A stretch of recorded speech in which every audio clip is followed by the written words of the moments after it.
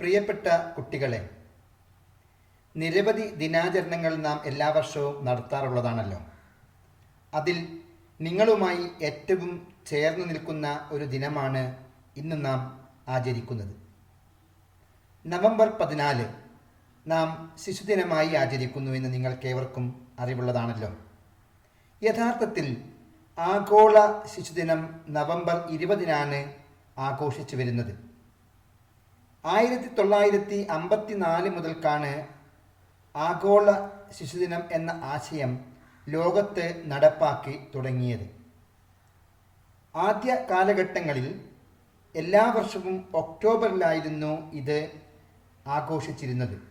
എന്നാൽ 1959 മുതൽ നവംബർ 20 തിരഞ്ഞെടുക്കുകയും അന്ന് ആഗോള ശിശുദിനമായിട്ട് ഇന്ത്യയിലടക്കം ആചരിച്ച് തുടങ്ങി.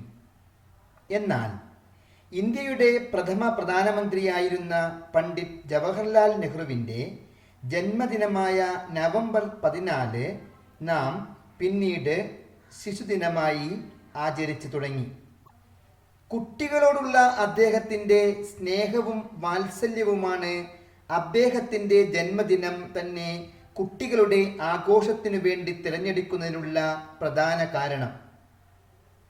കുട്ടികളെ നല്ല രീതിയിൽ സ്നേഹിക്കുകയും കുട്ടികളിലാണ് രാജ്യത്തിൻ്റെ ഭാവി എന്ന് കണ്ട പ്രധാനമന്ത്രിയാണ് നിങ്ങൾ ചാച്ചാജി എന്ന് വിളിക്കുന്ന പണ്ഡിറ്റ് ജവഹർലാൽ നെഹ്റു.